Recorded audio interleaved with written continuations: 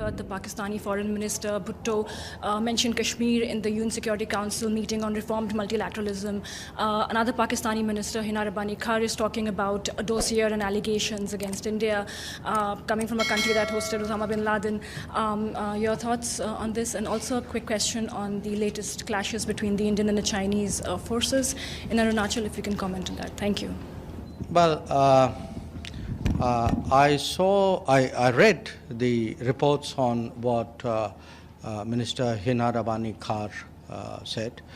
And, I was reminded more than a decade ago, if my memory serves me right, Hillary Clinton was visiting Pakistan, Islamabad. And Hina Rabbani Khar was a minister at that time. And I think standing next to her, Hillary Clinton actually said that if you have, I'm giving you the sense, it's not an exact quote, that if you have snakes in your backyard, you can't expect them to bite only your neighbors. Eventually, they will bite the people who keep them in the backyard. But as you know, Pakistan is not great on taking good advice, and you see what's happening there. In terms of what they are saying, look, the truth is everybody, the world today sees them as the epicenter of terrorism. Now, I know we've been through 2.5 years of COVID, and a lot of us have brain fog as a result. But I assure you, the world has not forgotten, where does terrorism, who has their fingerprints over a lot of activities in the region and beyond the region. So I would say that it's something which they should remind themselves before indulging in the kind of fantasies. हमारे पाकिस्तान की तरफ से भी कहा गया, हिना रब्बानी खर को ले लीजिए, चाहे बिलावल भुट्टो को ले लीजिए, या हमारे इंटीरियर मिनिस्टर राना सनाउल्लाह, उन्होंने कहा कि जी पाकिस्तान में जो टेररिज्म हो रही है उसके पीछे भारत का हाथ है। और इसी किस्म की बात डॉक्टर जयशंकर ने कही है कि जो टेररिज्म हो रही है उसमें पाकिस्तान का हाथ है। किस तरह देख रहे हैं आप दोनों की स्टेटमेंट्स को? देखिए आरजू जी, इसके लिए ना हमें पिछले पूरे 75 साल के इतिहास को बड़े गौर से देखना पड़ेगा। सबसे पहले हम बात करते हैं कि सबसे पहला शायद बयान मुझे लगता है कि राना सनाउल्लाह का ही आया, जब उन्होंने प्रेस कॉन्फ्रेंस की और सारी चीजें क्लियर की, भारत पर आरोप लगाया, कहा कि जी हमारे पास पुख्ता सबूत हैं। तो मुझे लगता है कि एक सबूत तो तब भी मिला था, शायद कोई एक और घटना हुई थी जिसमें अभिषेक मिश्रा किसी का नाम आया था, वो पता नहीं कहाँ का कोई आम सा बंदा था, उसका नाम आया था। तो खैर उस पर नहीं जाते हैं, लेकिन देखना ये होगा कि टेररिज्म और बाकी चीजों में इन्वॉल्वमेंट के लिए कौन सा देश बदनाम है, किस देश पर टैग लगा है, क्या ये इंडिया है या क्या ये पाकिस्तान है।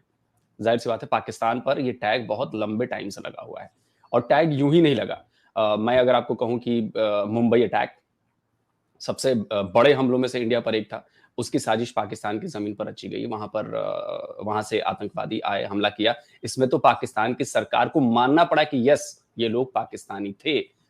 कसाब हो, आपकी मीडिया गई वहां पे, घर ढूंढ निकाला। हालांकि अभी बहुत सारे लोग कहते हैं कि जी वो इंडियन था और ये था और वो था। खैर उस पर पाकिस्तान ने माना, पहली बात।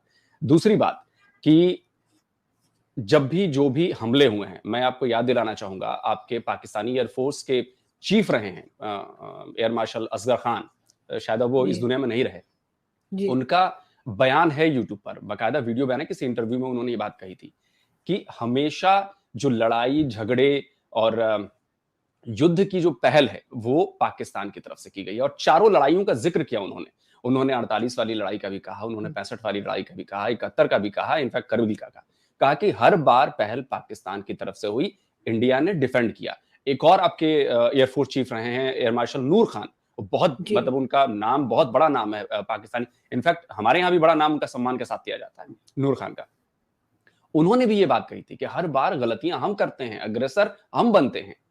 तो सबसे बड़ी बात है कि इमरान खान को ले लीजिए, इमरान खान ने ही ये बयान दिया था ना कि जी अल कायदा के आतंकियों को ट्रेनिंग देना हमारे लिए सबसे बड़ी भूल थी, ये बड़ी हेडलाइंस छपी थी ये। आप बताइए कि इंडिया की तरफ से ऐसी कौन सी घटनाएं की गई हैं जिसमें कहा गया हो, जो प्रूफ मिले हो कि इतनी बड़ी आतंकवादी घटना जो है वो इंडिया ने करवाया, या यूएन के जो डेजिग्नेटेड टेररिस्ट हैं, वो चाहे हाफिज सईद हो, मसूद अजहर हो, जकीउर रहमान लखवी हो, चाहे आपके यहाँ कई सारी बैंड ऑर्गेनाइजेशन है जिन पर यूएन डेजिग्नेटेड टेररिज्म का आरोप लगा है। आप अभी मुंबई अटैक की बात हुई है तो आप साजिद मीर को ले लीजिए, वो पाकिस्तान कह रहा था कि हमारे पास नहीं है, हमारे पास नहीं है। जब एफएटीएफ की ग्रेली से निकलना था, जब प्रेशर बढ़ा तो आखिरकार गिरफ्तार करना पड़ा ना। हाफिज जी। सईद जेल के भीतर है ना। तो बताइए बिल्कुल। क्या ऐसी चीजें आप अगर इंडिया से कंपेयर करेंगे तो क्या इंडिया में ऐसा हुआ है कभी, या इंडिया की तरफ से ऐसा कोई पुख्ता सबूत मिला हो कभी? तो इसलिए हमें ये बात हिंदुस्तान की साइड से जिस तरीके से एक डिप्लोमेटिक प्रेशर दिन ब दिन उसको बढ़ाया जा रहा है मुख्तलिफ तरीकों से। डॉक्टर जयशंकर साहब अपने मैं यही कहूंगा कि अपने जॉब के साथ बड़े कमिटेड हैं। वो कोई फोरम ऐसा नहीं छोड़ते जहां पे उनको मौका मिलता है और वो पाकिस्तान को अंडर प्रेशर नहीं लाते। यूनाइटेड नेशन में भी बिलावल भुट्टो जरदारी साहब ने काफी लंबी चौड़ी तकरीर की, लेकिन उसके जवाब में डॉक्टर जयशंकर साहब ने गालिबन 1.5 या 2 मिनट जो मैंने सुना है उसमें उन्होंने कहा कि आप लोगों को पालते हैं, उन लोगों को पालते हैं जो एबटाबाद से बरामद होते हैं। उसामा बिन लादेन की बात की, इस तरह के और बहुत सारे लोगों की बात की। और बिलावल ने यह कहा कि इंडिया बहुत अच्छे तरीके से अपने जो टेररिज्म का जो नैरेटिव है पाकिस्तान की तरफ, वो बहुत अच्छे से कैरी कर रहा है। ये बिलावल भुट्टो साहब ने भी कहा और ये हमारी जो मिनिस्टर है इनार अबानी कर साहिबा ने। लेकिन मैं एक सवाल इन दोनों साहिबान से, काबिल लोग हैं, बहुत अच्छे एजुकेटेड लोग हैं, हिनार अबानी कर इससे पहले भी फॉरेन मिनिस्टर रही है, बट द थिंग इज कि हम कैसे रिस्पॉन्ड करेंगे, हमारा रिस्पॉन्ड कैसे होगा और उसको दुनिया कैसे देखेगी, ये बड़ी इंपॉर्टेंट चीज है। और स्पेशली इस वक्त जिस वक्त पाकिस्तान में मेरे ख्याल में बहुत सारे प्रॉब्लम्स में गिरा हुआ है, सबसे बड़ा इशू इस वक्त हमें इकोनॉमी का आ रहा है। और मैं अक्सर ये बात करता हूं कि अगर पाकिस्तान की इकोनॉमी हिंदुस्तान की तरह होती और हिंदुस्तान की इकोनॉमी पाकिस्तान की तरह होती तो क्या होता, शायद सिचुएशन डिफरेंट होती। लेकिन बात यह कि हिंदुस्तान ने अपनी डिप्लोमेसी पे पहले शायद इतना फोकस नहीं किया था, उन्होंने अपनी इकोनॉमी के ऊपर फोकस किए रखा। और ऐसे नहीं रखा, उन्होंने मुसलसल कोई उसमें जिसे कहते हैं ना कि उसको इंटरप्ट नहीं होने दिया, किसी भी सूरत में उसको नीचे नहीं आने दिया, बल्कि हमेशा उसको पुश करते रहे और आगे की तरफ बढ़ाते रहे।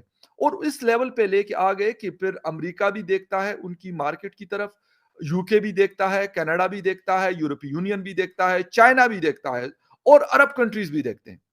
अब सबसे बढ़कर ये चीज है कि क्या पाकिस्तान की मार्केट इतनी बड़ी है कि जो इतने सारे कंट्रीज चाहते हैं कि यार वो हिंदुस्तान की मार्केट को कैप्चर करें, वहां से फायदा उठाएं? मेरे ख्याल में नहीं है। और उसकी बहुत सारी रीजंस हैं। एक तो हमारी इस वक्त जो इकोनॉमी कोलैप्स कर रही है, मैं ये नहीं कहता यार, लोग कहते हैं डिफॉल्ट है, डिफॉल्ट नहीं भी है, मैं कहता हूं नहीं है डिफॉल्ट। मैं सकदार साहब की इस बात के साथ खड़ा हूं कि नहीं है डिफॉल्ट, लेकिन डिफॉल्ट के लिए जो चीजें चाहिए होते हैं, जो इंग्रेडिएंट्स चाहिए होते हैं, उसमें क्या कोई कमी है? मेरे ख्याल में वो इंग्रेडिएंट्स शायद ज्यादा हो सकते हैं, कम नहीं हो सकते। आई एम सॉरी टू से, लेकिन वो सारी चीजें पूरी हैं। इसके साथ साथ मिफ्ता इस्माइल साहब जो उनके पार्टी के आदमी हैं और जो इकोनॉमी को समझते भी और जो चला चुके हैं एज ए फाइनेंस मिनिस्टर, वो ये क्लेम करते हैं कि भाई हम कर चुके। मैं कहता हूं नहीं किया, लेकिन क्या जो ऑफिशियली अनाउंस होता है वो डिफॉल्ट होता है? नहीं।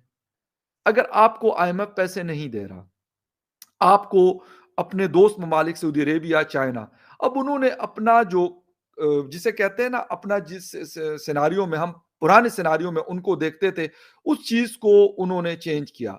ये बिलावल साहब को पता है, ये मियां शहबाज साहब को भी पता है और ये इसके साथ साथ हमारे फाइनेंस मिनिस्टर इसहाक डार साहब को भी पता है। वो कहते हैं कि जी मैंने आईएमएफ के साथ बहुत अच्छे से निगोशिएट किया था लास्ट दौर में। मेरे ख्याल में 2013 के हालात और थे। उस वक्त अमेरिकन फोर्सेस अफगानिस्तान में डिप्लॉयड थी और वो पाकिस्तान के रास्ते उनको सारी जो उनकी चीजें जाती थी वो पाकिस्तान से गुजर के जाती थी और बहुत सारी चीजों में पाकिस्तान उनके साथ खड़ा होता था। तो आईएमएफ का जो प्रेशर होता था वो उस तरह उन्होंने नहीं किया। इस वक्त एक तो अमेरिकन फोर्सेस वहां से एक एक बंदा जा चुके, उनको कोई परवाह नहीं है कि यार अफगानिस्तान में क्या हो रहा है। ठीक है, एक तो ये वाला पॉइंट हमें समझना पड़ेगा कि सर 2013 के सिचुएशन में और 2022 के सिचुएशन में बहुत फर्क है।